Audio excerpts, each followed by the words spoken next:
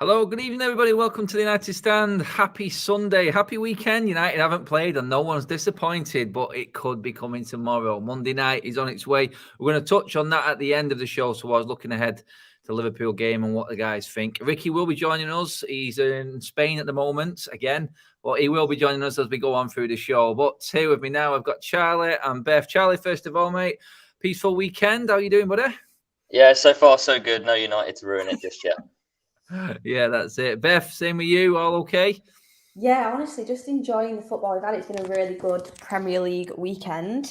Could be ruined tomorrow, but I'm trying to be hopeful, so we'll have to wait and see. Like I said, we will get into that. We have got a lot of other stuff. Obviously, the main stories going around at the moment are transfer-related. Antony, Gakpo, which one? If we have to buy one of them, we're supposed to be getting 4 more players in after Casemiro, according to some sources. There is plenty to get into.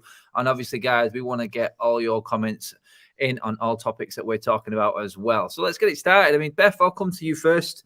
Obviously, last week was an indifferent week with everything that was going on regarding the takeover, and then bang, all of a sudden, a transfer that no one expected in the quality of it and the price, and how quick, Beth, it went down with Casemiro. Adding to that, we're hearing that there is possibly, and it's Jay Burt Telegraph again, who sort of led the way on Twitter in terms of everything that's going down over this last few weeks of the transfer window. 4 more signings after Casemiro. We talked about Gakpo and Antony. Can get into them in detail if you want, but 4, Beth, in the space of a week and a half. I mean, I'm surprised how quickly Casemiro went. We can't do more, can we? Honestly, nothing should surprise you with this club. It seemed like for so long it was going to be one of the worst transfer windows in history. And don't get me wrong, it still is very poor the way that we've gone about everything. But it just shows to everyone how quick we can move if need be. Like, all of the news came out about the protests, about getting the Glazers out, and Jim Ratcliffe potentially putting in a bid for the club, and all of a sudden we've gone and bought, in my opinion, one of the best CDMs in the world, an expert in his position. And yeah, probably overpaid for a 30-year-old midfielder. Let's be honest, about 60 million euros. It's quite a lot of money, but they did it so quickly. And we've been crying out for a CDM for so long. And how many excuses have we had about, we've not found the right player, we can't, it's not priority, we spent too much money. But then as soon as the news come out and they know that the fans are against the Glazers again, and it's going to be very interesting tomorrow with the game as well, and all the protests that are going to happen. But because they're so on the backs, what happened? We went and bought a signing that they would think would turn the fans around. But I think the fans see through it now. They see through what they're trying to do. And of course, I think Casemiro is a great signing. I think he adds a lot to this team. Antony, Gakpo, whether we go for them as well. I'm glad we are signing players. I'm glad that we're getting players through the door. But the perfect scenario would be we end up spending that money and somehow we still get the Glazers out of the football club. But yeah, it's going to be a very interesting week and a half. I think Antony, massively overpaying if we end up getting him. Ajax know what position we're in, and they know how desperate United are, and they're trying to milk everything they can out of it. Fair enough to them. Do you know, I don't even care if we go and pay 100 million for Antony. I think it's ridiculous money, but I don't have the money, and I think they deserve to be paying for how badly they've gone around this transfer window. But we'll have to wait and see. I can't really wrap my head around what other players would be going for, but a right back and another midfielder would be ideal, wouldn't it, to add to that list? That's it. I'm going to move on to transfer related stuff, but you can't ignore the fact that the man's in the room. He just pops up in the bottom corner there. First of all, Rick, what's the weather like over there in Spain, mate? You good? We hadn't booked the flights when I spoke to you. We're actually in Portugal, it turns out. Okay. But it's fantastic, yeah. It's fantastic. Just change your mind. I'm going to come to you next on this one, Charlie, because Beth's talking there about Gakpo and Antony. It was Jason Burt on the Telegraph who's been leading the way, like I said, with everything in terms of rumours and speculation. United are considering whether to up their bid for Antony. Going all in on Antony, that's one thing. Like Beth just said, they know what position we're in. They're going to take us for a ride. Is he worth it to you? Is that player worth spending that extra money on? I think it's a very hindsight move for me. I think it's very one of those ones that are, if we pay the money and he comes in and obviously hits the ground running, it's yeah, he's obviously the next the best thing since sliced bread. But he can, we've seen players can take quite a while to adapt coming over from the Dutch league, and not even just the Dutch league, various other leagues as well. Like Sancho, when he came in from the Bundesliga, and he's not had a proper run of form. So I think it does put a lot of pressure on him as well. Obviously, the higher the price tag. I did actually do one of the shows. I think it was before we were obviously putting the bid in for Antony, and I think it was around 80 million they were asking for. And I said in the stream that I guarantee the closer it gets to the end of the transfer window, I wouldn't be surprised if it goes up to 100 million euros, which it now seems to have gone up to. So I think if truly Ten Hag does want him, then and he fully trusts in him, then I think you've got to back that as well. But it's a hell of a lot of money for a player that's not. You don't know what he's gonna fully come over and do. But again, he obviously offers something completely different in terms of the left-footed winger. And I think if I had the choice over Gakpo and Antony, I'd choose Antony. But yeah, you can't kind of steer away from the incredible fee that it's gonna looking like it's gonna cost. Yeah, I mean, Rick, you love your wingers. You love them types of players. United are looking at 2 of them. Possibly one will come, possibly both. We don't know. Depends how excited the Glazers want to get with all these protests going on, how much pressure we actually do put on them to spend any more money. But wingers for you, in terms of this forward line, is that the area that we need to be looking at more, considering what we've already got in that position? Obviously, you've got a possibility that Martial can play there, Rashford, Sancho one side, you got Garnacho already there. Looking at another 2 wingers, one each side in terms of Antony on the right, Gakpo on the left. Is this where we should be looking right now? Antony, I can't say I've ever. I must have seen a game that he's played in, but I've never studied him, so I don't really know anything about him apart from what I've looked up. And I'm reading that he's a left-footed right winger. First of all, I'm not mad keen on left-footed right wingers. I prefer right-footed right wingers and left-footed left wingers. So I don't know whether they'd switch him to the left if they signed him, but he's obviously played for Ten Hag, and apparently he seems to play on the right for Ten Hag. And I think I've said to you a couple of times, Adam, I believe there's 3 players in our team who were letting the side down in a big way: Fred, Bruno, and Rashford. And I believe the rest of the team would play a lot better if we had 3 other players operating better in those positions, even players from within the club.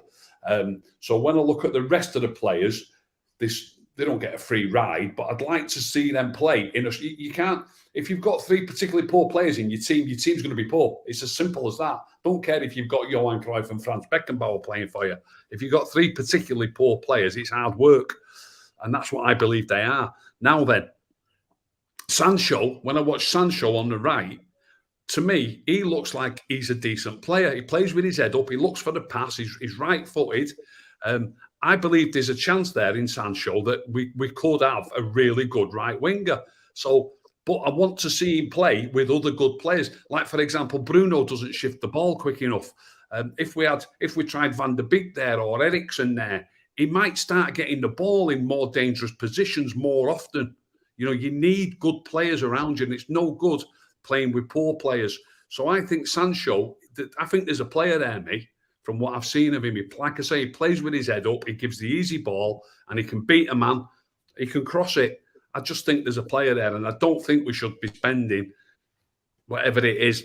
Has 100 million euros just been mentioned? I don't think we should be spending that on a right winger.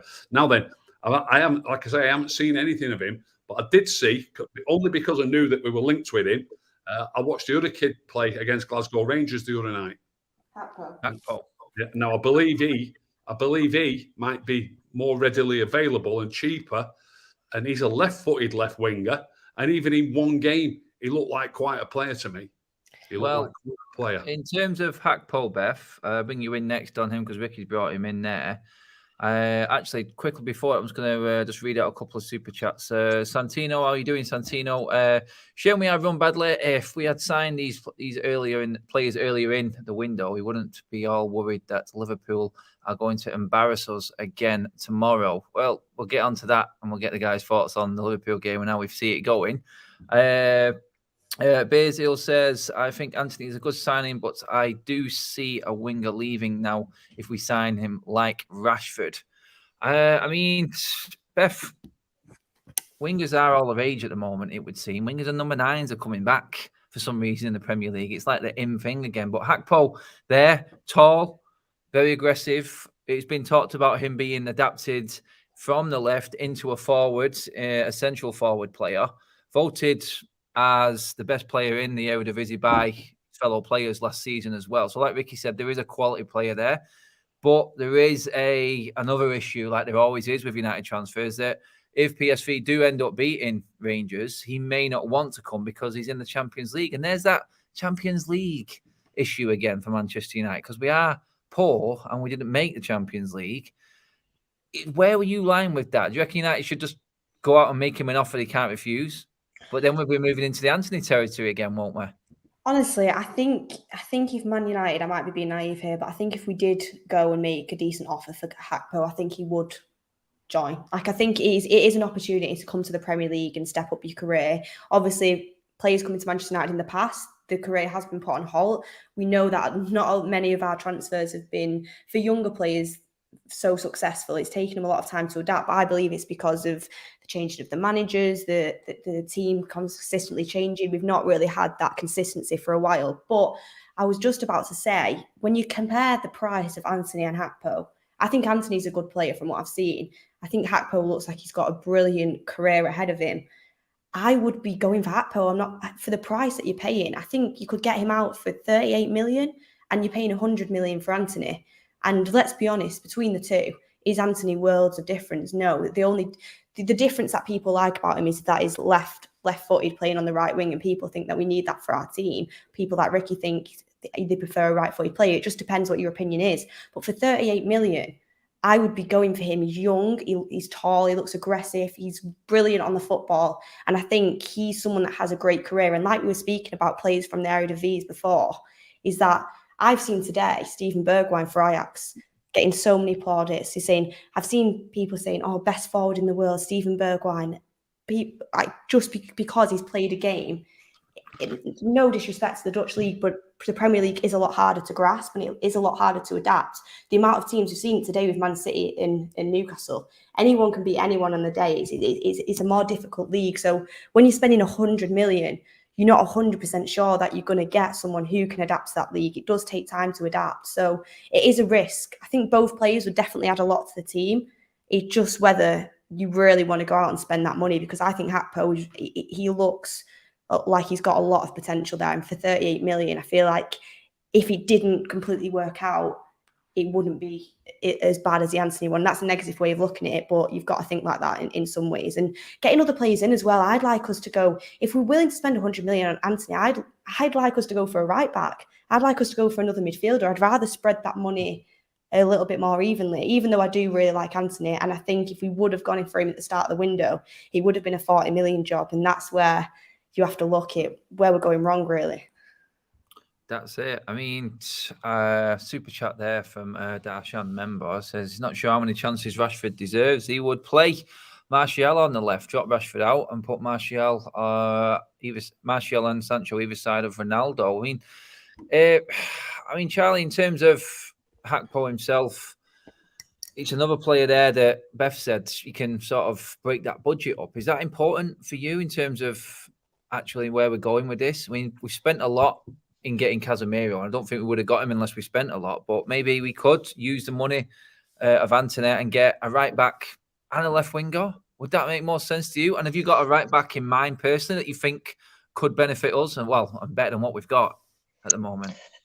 Yeah, I think Beth makes a good point that obviously when you look at the kind of 100 million euros that would probably be needed to spend on Antony, it can hopefully plug a few more holes. But again, it's almost like if Ten Hag doesn't think that he can find the right players to fill those holes, and Antony is definitely going to fill that winger position long term, then again you got to think about it in a different kind of way. I mean, Gakpo was I think even compared to a Robin van Persie / Thierry Henry like type potential player, right? But again, it's down to if he was to come in for that 38 million, it's obviously a lesser fee, and then kind of, you know, he can be weaned in a little bit more. Whereas if Antony comes in and he's not playing consistently for this 80 odd million pounds that it would be, it's obviously a big concern, right? And but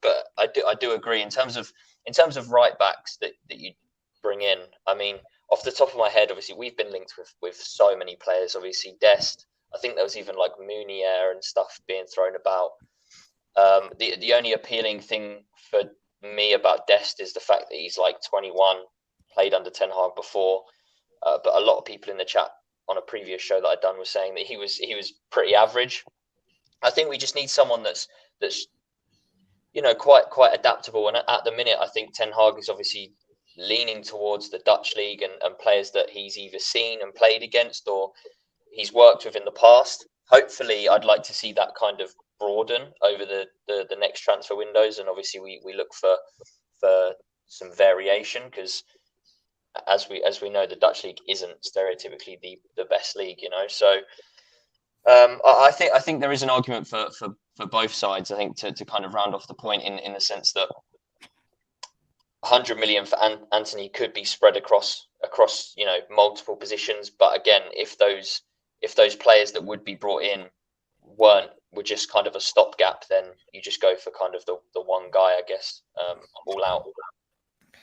Plus, Yeah, I mean, Ricky, sorry, go on, Beth. I was just going to say, if I know it's not all about stats, but if you look at the stats, Gakpo last season, 21 goals, 15 assists.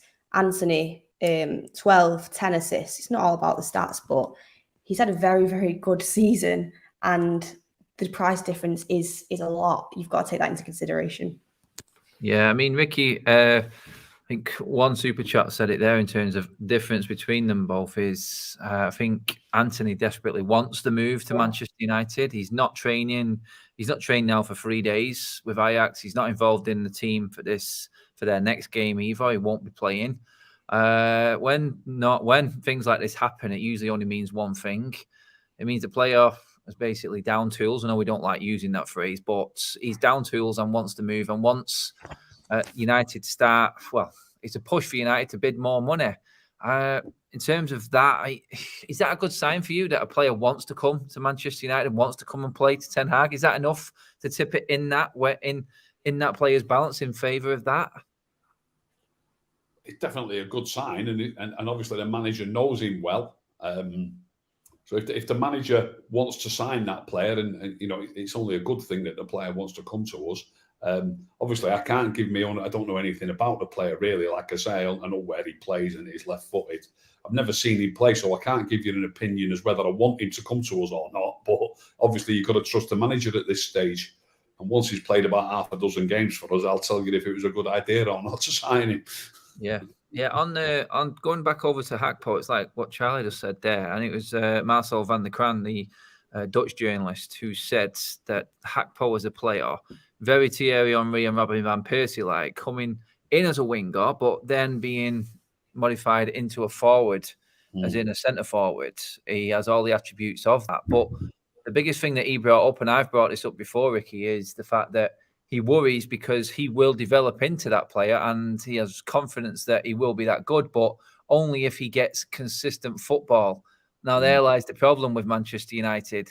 Are these players going to be guaranteed football with the likes of Sancho, Rashford, and obviously you got to bring Martial into that if Ronaldo's still there, because Martial's probably going to be pushed out onto the wing. So are we going to hamper these players' developments as well, especially the likes of Gakpo? Because it's like Marcel says, he needs consistent football, and a lot of the players will be looking at this. And guaranteed Champions League football if PSV beat Rangers, he's probably looking at that as well, isn't there? Yeah, it might change a little bit if PSV get through. Well, I say change a little bit. I don't know if there's any rumours that he wants to come to us at the minute, unlike Antony, who seems to want to go. But getting back to your point about the lack of game time, that Gakpo, what I saw of him the other night, I think he'd get plenty of game time on the left for us. But then again, Martial, I think the manager likes Martial at number 9. He's played at number 9 throughout the pre-season, and I've got to be honest. I'm a big fan of Antony Martial's. I am extremely concerned. Honestly, mate, I had no idea you was that big a fan, Rick. Honestly, I'm extremely concerned about his injury record at the minute. Extremely concerned. I know. He only went to Seville in January. He had one quite lengthy layoff. He had another two or three game layoff.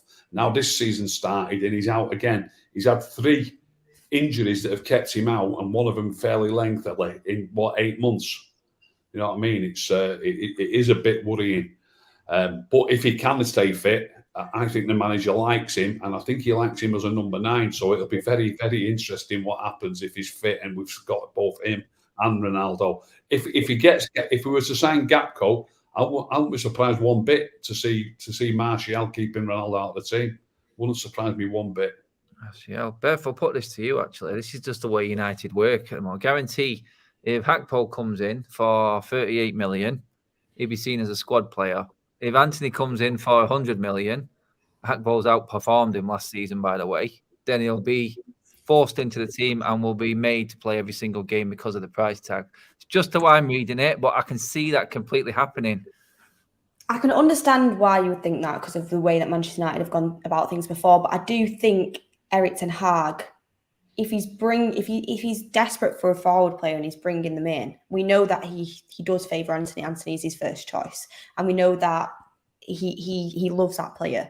But also, if you go and buy Gakpo for 38 million, I do think Erik ten Hag will play him. I think he's different to the managers we've had in the past. I mean, only time will tell, but he's got to. I'm not being funny, but with the forward players we have, despite what people think on paper, despite what people think how they should be performing and the potential that's there, they are not performing. They're not. I know it's only been 2 games, but our forward line, I don't think is impressed one bit. I mean, not a lot of the team have. So no matter what player comes in, they deserve to at least have a chance. And Ricky might well be right. Martial might come into the team, and Ronaldo then would go to the bench because Ronaldo is, for me, a number 9, if that did happen. But that still leaves the left wing open. And if Rashford keeps performing the way he is, Gakpo would get in instantly and have that chance. So you've got to play players where the best position is and where they're going to excel the most. So I think it'll be very, very interesting to see now Martial's fit again. And yeah, we know he's back in training. If he comes on in the Liverpool game or potentially even starts the game after that, if he does play him on the left or if he does play him as a centre forward, like when he comes on, will it be Ronaldo being subbed off or will it be Rashford being subbed off? It'll be interesting to see what happens because I think that will tell you where he sees these forward players and what positions they're in. But I get it about the Gakpo being used as a squad player, and they'll probably try and say, oh, we need to adapt, oh, we need to take time to bring him to the team. But with the way the forward line is at the minute, if you're going out and spending that money, I want to see him play. It's just like it's not like Malacia where you've gone and spent 14 million and we know that he's a player for the future. You go in spending 38 million, you go in spending 100 million on players that we know are outperforming current players in our team. I think they've got to have a chance 100%. I mean, McTominay costs and he plays every week, Beth. Oh, don't. Go in there. Go on, Mickey, mate. 2 things about what Beth was talking about there. First of all, she started by saying that, that we've only had 2 games and the front line's not firing on all cylinders. It goes back a lot further than that, Beth. I've said the whole team isn't either. We've not been firing. I want to say further back. I don't mean in that team. Right, okay. Yeah, 3 wins in 4 years. It's been a while. They've not been playing well for months and months back into last season. So when it's going to change, I don't know. Although to be fair on Rashford, and I know I get on his case. Rangnick wasn't picking Rashford, was it? So that's not on Rashford. But we weren't. I don't think we'd have been any better with Rashford playing. But Rangnick, in my opinion, sussed him out. Some people might say he was harsh on him, but I think Rangnick sussed him out. What else was going to say? Oh yeah, and about Martial, the thing with hamstring injuries, no matter how hard you train and no matter how long you train for, once you get into a competitive match, you do find that extra bit of adrenaline gives you that extra yard, that that extra sharpness, and it really gets you going. You can train all you like and play in practice games as much as you like. And if you start a Premier League game or whatever league you're in, it applies in all leagues, whatever league you're in. Once you get on the pitch, the adrenaline gets going. You make a bit of a sharper move than what you do in training, and it can go again. It can go again. It's an hamstring injury. As much as I love Martial, we need him fit, and I wouldn't start him in this game. I would put him on the bench and bring him in gently. Give him 15 minutes or something, 20 minutes, and if that's good, then maybe give him half an hour the next game, and then fingers crossed, he's then ready to start. Charlie, in terms of what Bert said from the Telegraph, 4 players after Casemiro. Obviously, we're talking about one of 2 wingers. Where's the other players going to be? I mean, goalkeeper, I think, can be one of them. But then we're looking at another 2 positions. We spoke before, obviously, about right back. Could there be that other central midfielder coming in? How do you see it being, Charles? Hopefully. In my opinion, I think there needs to be another centre midfielder brought in, whether that is to strengthen the squad depth or it is another starter. I think the midfield is obviously an area that we've been lacking in for God knows many years. It was the main thing that we've obviously been kind of crying out for ages, and now all of a sudden it's a strange situation, because now when we go through this period of the last 2 games where we're not creating chances and stuff, people do seem to overlook that midfield area. But I do think the midfield area, it goes kind of unnoticed sometimes, in the amount of when we played Brighton, and that Caicedo absolutely ran us ragged. He was so good against our midfield, even just by himself. And I think when you're coming up against these teams on paper who are meant to be kind of mid-table Prem sides, and they're running us off the park, there's just more kind of grit, determination. It cries out for that other centre midfielder, and I think as well, bringing in Casemiro, as much as I think it is a great signing, regardless of money, etc. He won't fix all of our problems in midfield. Personally, I don't think it will. It might just cover some cracks, but I don't think it will be a complete a new kind of we'll go and batter the next and win the next 4 games, like, just because he's in. I don't think it kind of works like that. So hopefully more of a, if it was to be a midfielder, ultimately I think it needs to be like that more kind of box to box option, more of a robust kind of engine type player. But again, as you say, you mentioned, obviously we spoke about the right back and the possibility of a backup goalkeeper as well. I think there's almost, and I've said this so many times, there's almost too many things that need kind of either really proper attention to detail in terms of a new starting player coming in, or squad depth needs adding in certain positions. So there's obviously a lot to think about coming in with what, as you say, a week and a half of the transfer window left. There's almost too much that needs doing. And I think I joked on a previous show as well, saying that I think we would actually get like 4 or 5 signings, and obviously there's the more and more that comes out of it, there's no smoke without fire, right? So obviously the whole thing that Ten Hag has kind of preached throughout this whole window is the right players, and that's again what I hope, that whether we go and spend the alleged 300 million that they're saying we're going to go and do, at least make it on the right players that Ten Hag wants, I think is the ultimate thing. Don't just, there's panic buying, but panic buy the right person that he wants, not just any old Aubameyang or something like that, because that will proper do my head. That kind of goes against what Ten Hag said in what's happened over recent weeks, Beth, doesn't it? Though it's like you go from Rabiot to Casemiro. It's like, well, we were in for Rabiot before Casemiro, but apparently Casemiro was always on our list. So it was like, okay, kind of makes me think, are they just going to go and buy another midfielder now to make it look like they did have that realistic list? But Casemiro is in his prime. Most important player to Real Madrid in the Champions League voted. Fresh off winning La Liga and Champions League double, playing against the best. And let's not forget, City, Chelsea, Liverpool, in all them games in the knockouts that Real Madrid had to go through, he was the main player in all of that. He's played against the best. He is the best in his position. No matter what you say, he's at least top 5. And is it a case that, like what Charlie said then, buying the right players, do we build a team around that quality of midfielder? Do we buy another midfielder in that suits his game? Because he's got Modric one side and Toni Kroos the other. We've got A and we've got B. I'm not even going to mention him because I don't know who he's going to play next to him or how he's going to work it, Beth. But that quality of player is not at Manchester United. And if we are going to buy anyone else, it's going to have to be of the same sort of quality. Otherwise, Casemiro just falls into the same trap. A good player with average players around him who can't really show how good he is. Muted, Beth. Firstly, how we run the point from, I always end up doing that. We went from Rabiot to Casemiro. First thing I'm going to say on that is money. If they, at the start of the window, could have got away with spending what they were intending to spend, that's what would have happened. They didn't want to go out and pay 60 million on Casemiro. They had to because of the backlash everything was getting. So we could have signed a lot. And then, like Charlie said, now it feels like we are doing supermarket sweep, just trying to look at and see at who we can get in just to try and please the fans. We should have organised the transfer window better and had the players that we wanted to make Erik ten Hag's team better, the players that Erik ten Hag wanted, and we should have gone about it early in the transfer window. But that's not happened because we could have done that.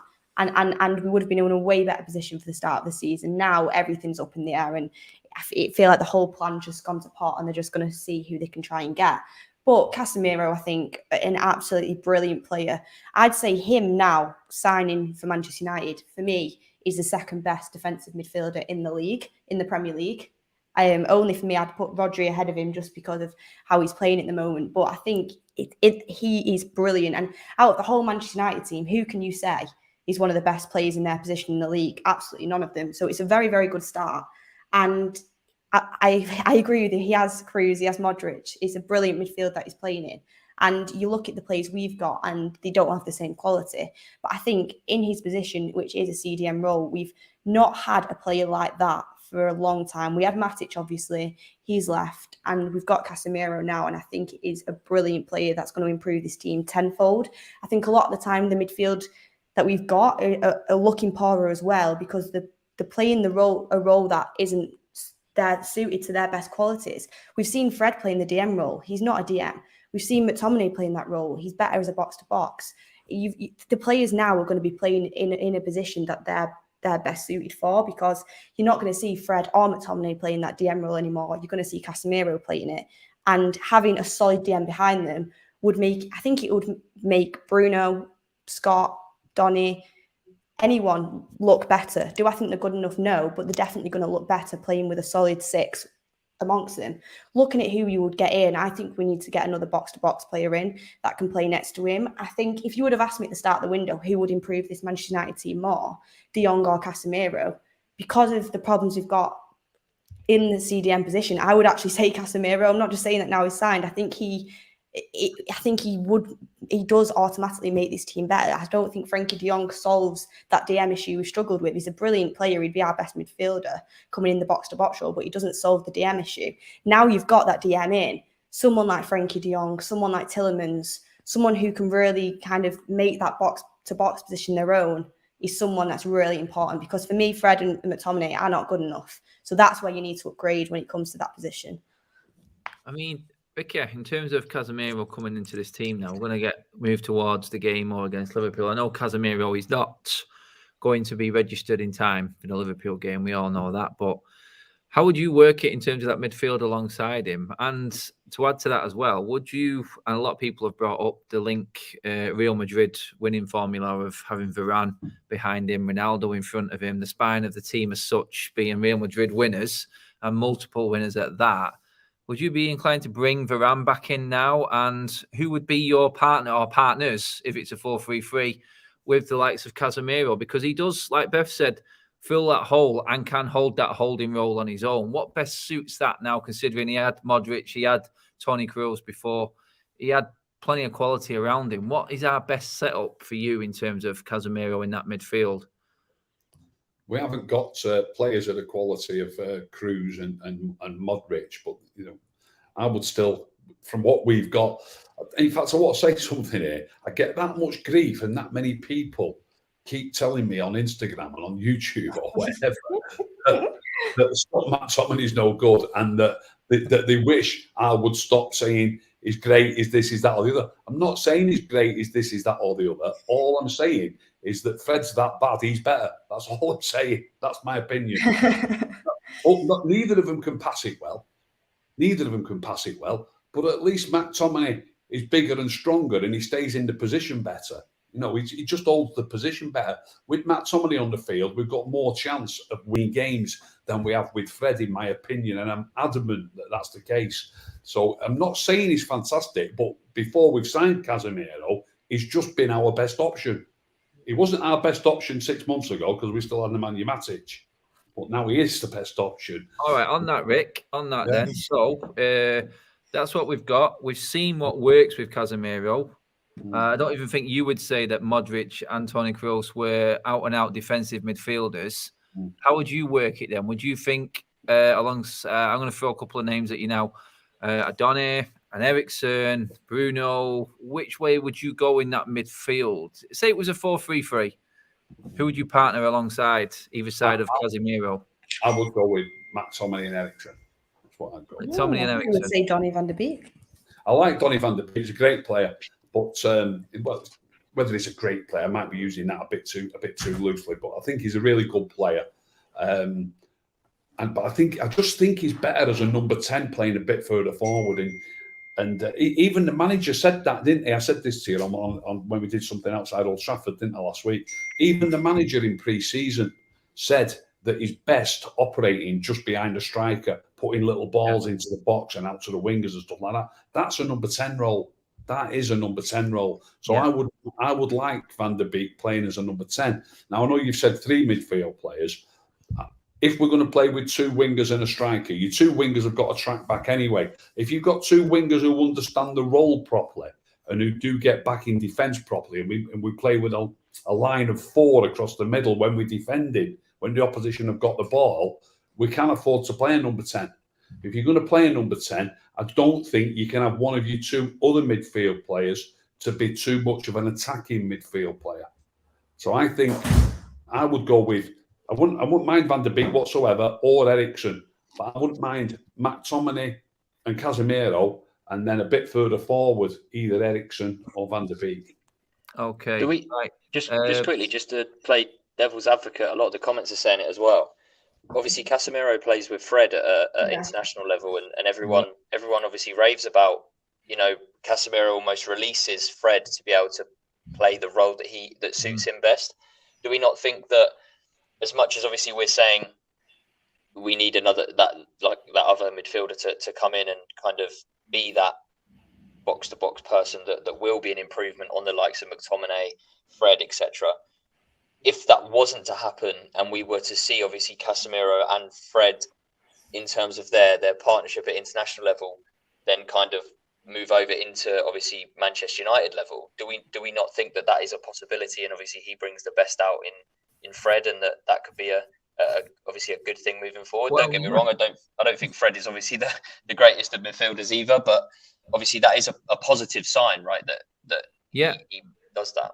I mean, what Charlie said there, Beth, it's like, do you, as a manager then, as a modern day manager, do you go to a player of quality like Casemiro and ask him, like, what suits you best? You are the winner. You are a serial winner. Ask him, like, what works best. I mean, he's played with the best. He understands what Fred is and what he's all about, like Charlie said. Would the manager then go to him and say, what is your opinion on this? I mean, you have to talk to the players, and like we all know where Erik ten Hag knows his players inside and out. So I'm guessing he will be learning everything and getting into the knowledge of Casemiro straight away, because I think himself, Erik ten Hag, is going to start working with better players as well.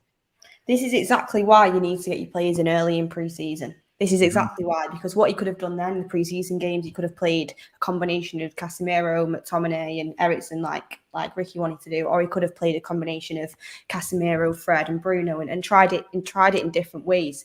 But unfortunately now with Casemiro coming in at this point, we need to be winning. He needs to get this combination right pretty quickly. So I think, yeah, it would be a good idea to kind of ask Casemiro's thoughts, but at the same time, it won't surprise me if you see a game start off with a certain combination. If it doesn't work, you might see him change it until he realises what his best combination is. He needs to work that out quite quickly because we're in need of a structured midfield. We're in need to win games. But honestly, it's going to be interesting to see, because we've had McFred, we've joked about McFred, we've had them as the partnership for so long, and now with Casemiro coming in, it guarantees that isn't going to happen. I don't think Fred and McTominay will be playing in the same starting 11 from now on. Now you've got Casemiro in there. So it's going to be interesting to see who he goes in that midfield three.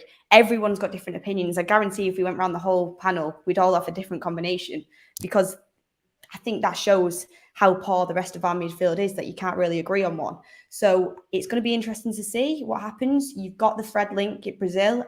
Honestly, if it was me, I probably would, even though, like Charlie said, I don't think Fred's a great. I think he needs replacing. I honestly do. But at this moment in time, with what we've got, if we're not going to buy anyone else, he'd probably be in my starting three. So it's going to be interesting to see. But he needs to work out quickly what's the best combination is going to be. Fredemiro, the comments are saying. That's the good one. I like that one. Moving across, I mean, we have to touch on the Liverpool game and what it means. But Ricky, obviously, we've spoke about this already. We did our video the other day in terms of Liverpool. It's probably going to be an historic night because of everything else that's leading up to this game off the pitch as well. It's going to be one hell of an atmosphere. The protests are going to be there in force. It is a chance for the players to actually just show a little bit more. Like Beth said before, Ricky, I mean, we've spoke about losing, but losing, we're putting a lot more in, a bit more of a performance. Is that more important to you now, looking at everything going into this Liverpool game, that the players actually show a little bit more? And if you do get beat by a bit of quality, you know what? Sometimes it just is that. Newcastle played brilliantly today, didn't quite make it against Man City because it just got that bit more quality. I think we're in that sort of Newcastle against City sort of mode right now, in terms of like, we're just looking to try and build on and try and get a bit of momentum going forward, because it has been very flat. But these games bring the opportunity, don't they, Rick? And there's a chance, like what Martial did on his debut, like you said, off the bench. There is that moment there that could galvanise the players and really kickstart the season.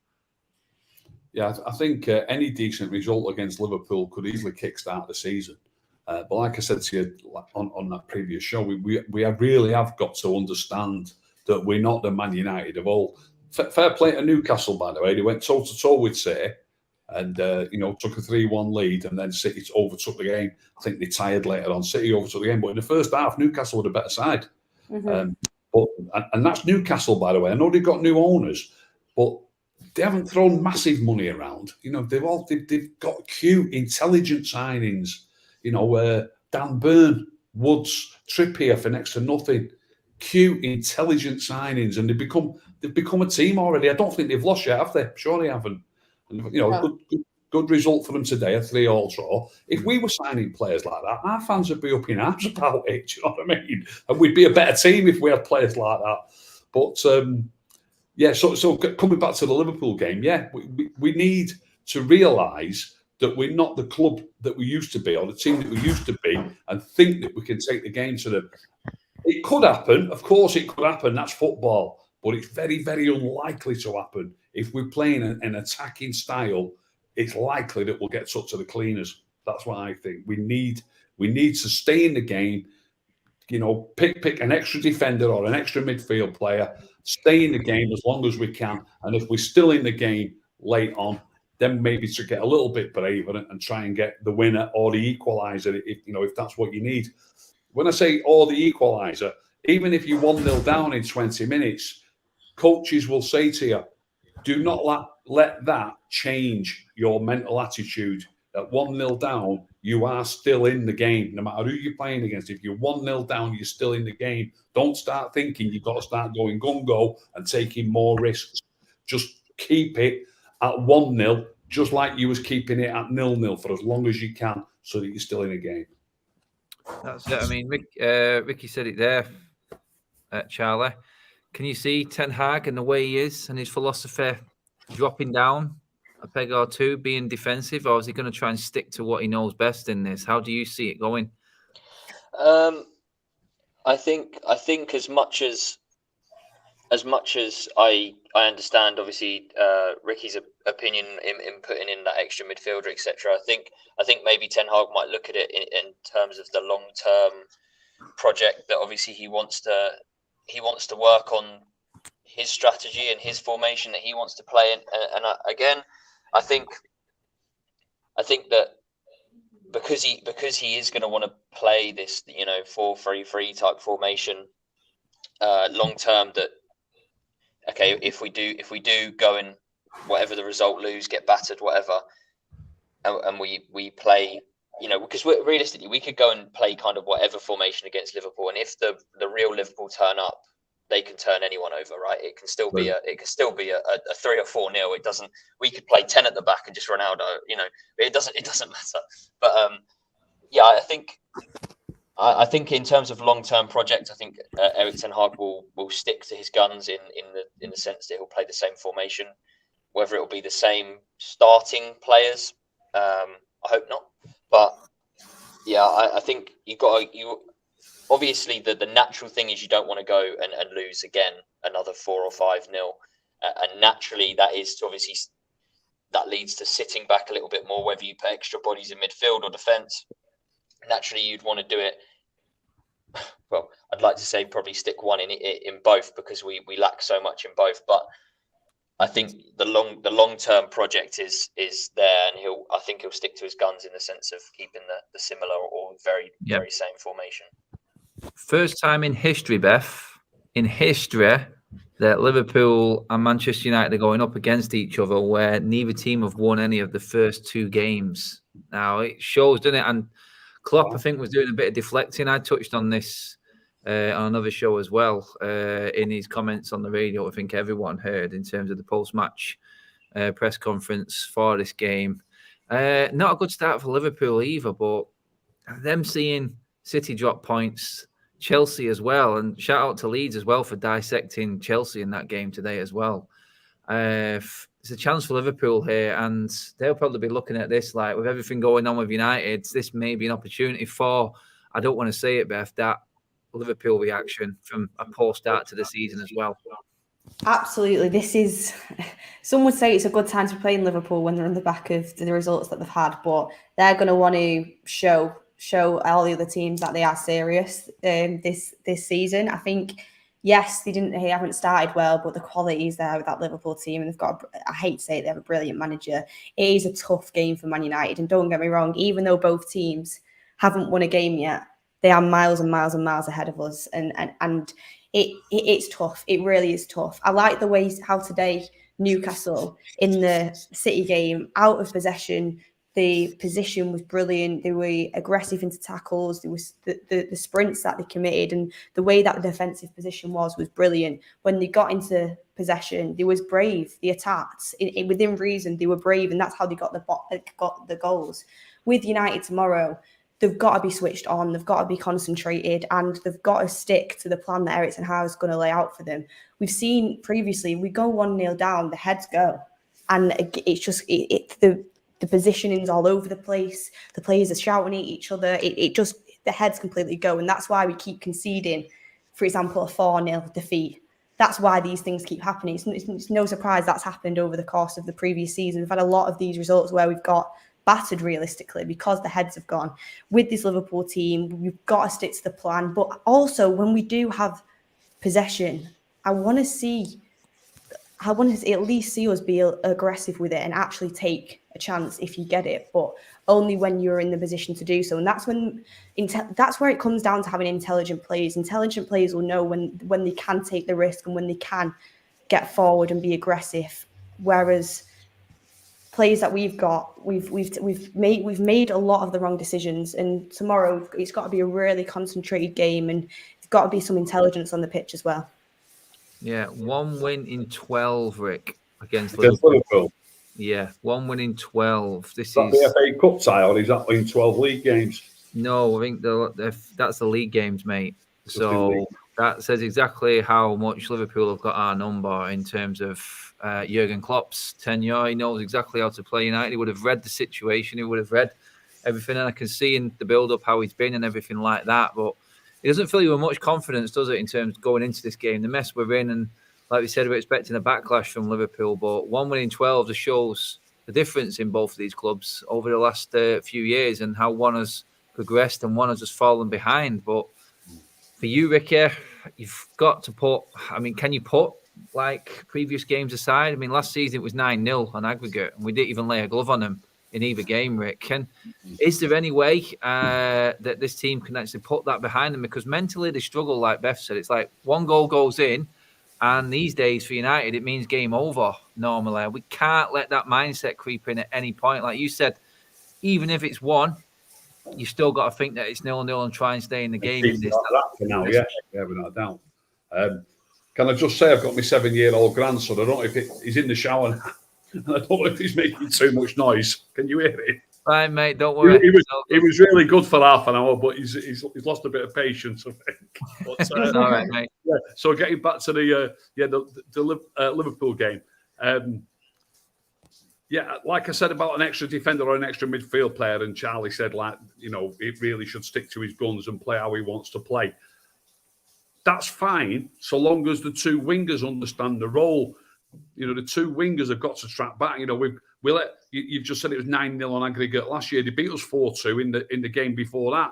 They scored 13 goals against us in 3 games. The very, very, very first thing you've got to do is try to cut the amount of goals they're scoring against us. Very first thing you've got to do. So if you want to stick with the formation, your number 10 has got to be a proper number 10 who gets back better than Bruno gets back, and you need your 2 wide players who get back better than it used to be Greenwood and Rashford. Rashford played in both the games last season. I don't think Greenwood did, but we need wingers. One of the phrases that I don't like, by the way, is tracking back, because tracking back gives the impression of chasing the fullback. Gives the impression of, I don't want you to be chasing the fullback. I want you to be back before the fullback, waiting for them to come forward and forcing them backwards, force them to play passes across the field. So you need players, when they've got the ball, who are behind the ball, not chasing them back. Once you're chasing them back, that's what we don't want, because then, you're in a mess to start with.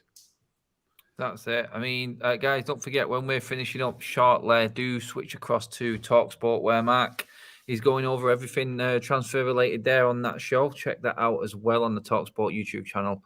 Mark's there live straight after we've finished here as well. Oh, I mean, Beth, looking at this game, it's like everything is against United right now. Everything off the pitch, the unrest in the fans, the form, the recent form for us. I mean, 3 wins in our last 14 Premier League games. Our form at home has been nothing short of disastrous, as well as the away form. I think the last 2 games we won were Brentford and Norwich, where it was pretty much the Ronaldo show. Ronaldo's going to be key to this, I feel, because if there is a way to get past Liverpool, it probably would be by United not doing what we did against Brentford and try and bypass that press, because Liverpool's press is the best in the world, as everybody knows. We're struggling to pass out from the back. Is there a call to go a little bit more direct? And for me, the only person that we can sort of go direct to is Ronaldo. I don't see any of the other players we've got available to be able to hold that ball up and bring the rest of the forwards in. We're going to need an outlet. We can't just defend all game, can we?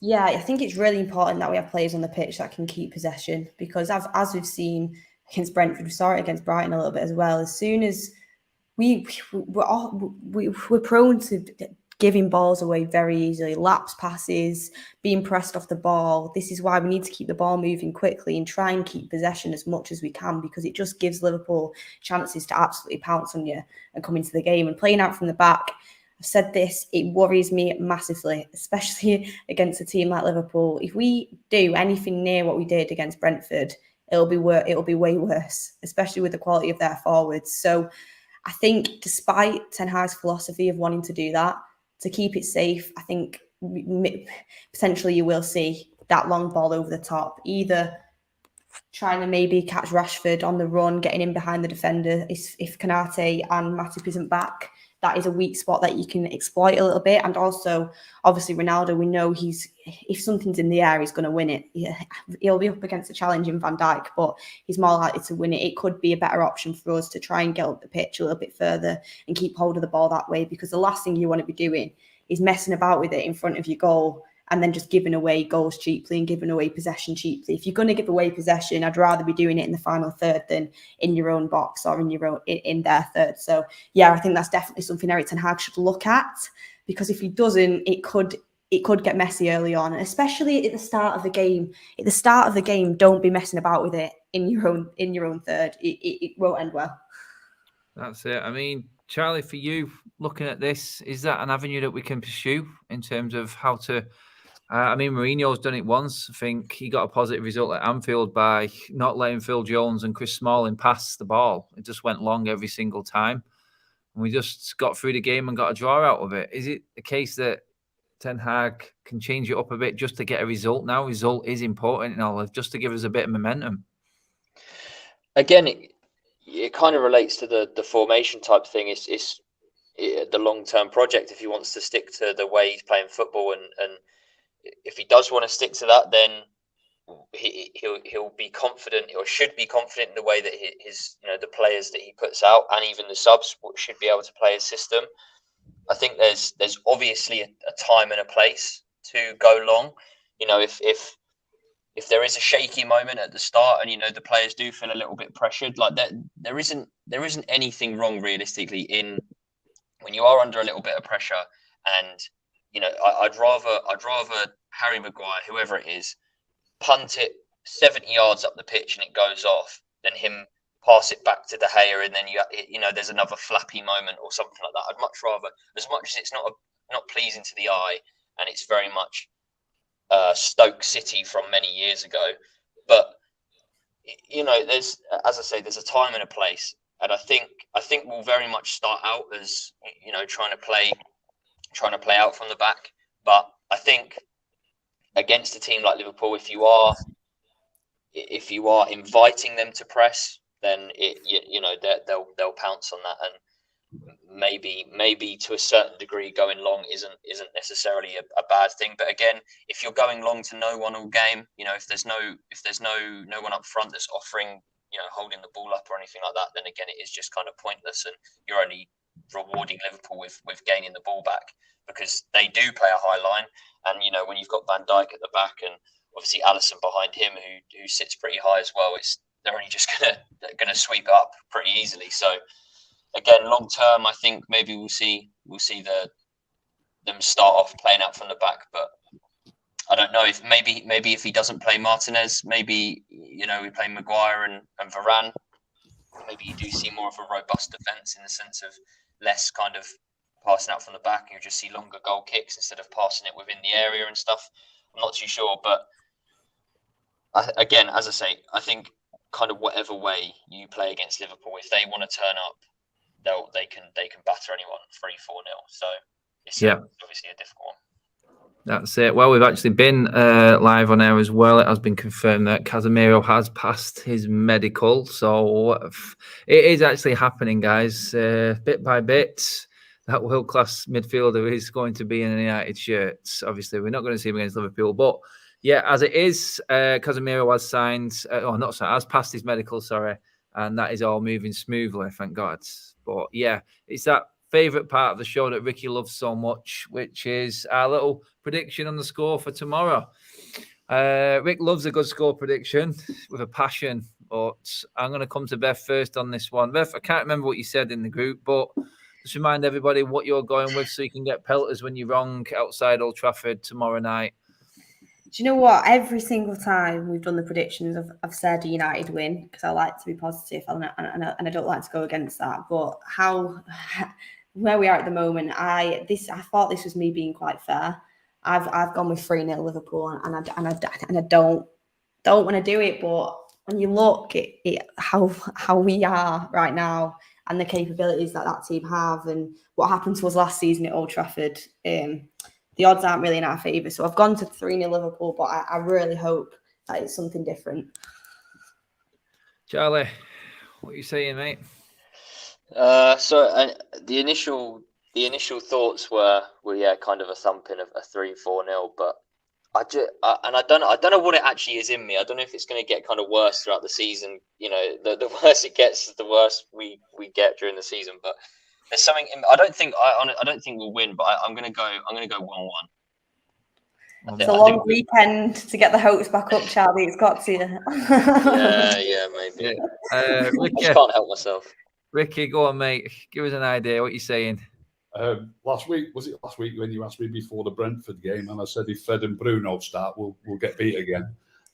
So I always do say to you that in the way the game, years and years ago when I used to watch United, many years ago, you knew what the team was going to be from one week to the next, give or take one player.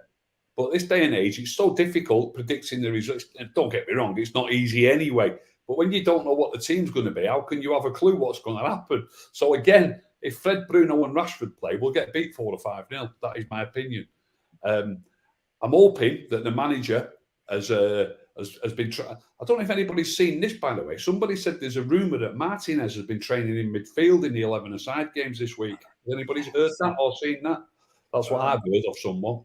Anyway, I'm hoping he's got his head screwed on. He's going to go more defensive. The team are going to be up for it. The crowd are going to be up for it. I was already going to say this, by the way, but I'm going as well like Charlie with a 1-1 draw. Okay, I suppose it's only fair that I came in with mine before the end of the show. I see this as a 3-1 win to Liverpool. I don't see United having enough. I do believe that there has been a secret sort of deflecting mission from Klopp this week, and Liverpool are going to come out all guns blazing. It's going to take every single one of United's players to play to the best of their ability to get anything out of this game. And Ricky's right. It is going to take a combination of encouragement from the fans, from the players, from everyone. No one getting on the players' backs, including themselves, for this to go and work for United. But anything's possible. I'm hoping that United has proved me wrong and they come out and be the team that I've not seen for a very long time. And it would be a good way to start. It would come back against Liverpool. That would please a lot of United fans and turn what has been a pretty chaotic month into a good end to one. And we never know what's going to happen in the transfer window after this. It could go crazy. We could actually spend like Charlie said, that 300 million before this window shut. But then again, I look at what Beth said and I agree. Where was that at the start of the transfer window? If you're spending it now, you make no sense, United. And that is what everyone is saying. And you can't hide from it. You can't. It's simple as that. But guys, that's it. Do fly over to TalkSport on their YouTube channel. Now Mark is there talking United transfers and everything else going on in the transfer market now. Thanks for watching, everybody. Charlie, cheers for coming on, mate. Appreciate it. No problem. Loved it. Cheers. Ricky, thanks for coming on from Portugal, not Spain. Sorry? Portugal, yeah. Not Spain. Yeah. Beth, as always, been a pleasure. Yeah, it's good to be on. Hopefully, we do get a result tomorrow. We'll be outside Old Trafford, so we'll have to see. Yes, hopefully the Reds are giving Charlie enough to be cheerful about in that fan forum tomorrow after the game. Good luck, Charlie, on that one. I'll take my chances with the fans outside Old Trafford, and let's see what mood we're in by the end of the night. Guys, that's it. Cheers for watching. Like, share, and subscribe to the United Stand as always. Thanks for tuning in, everybody. We'll see you all tomorrow.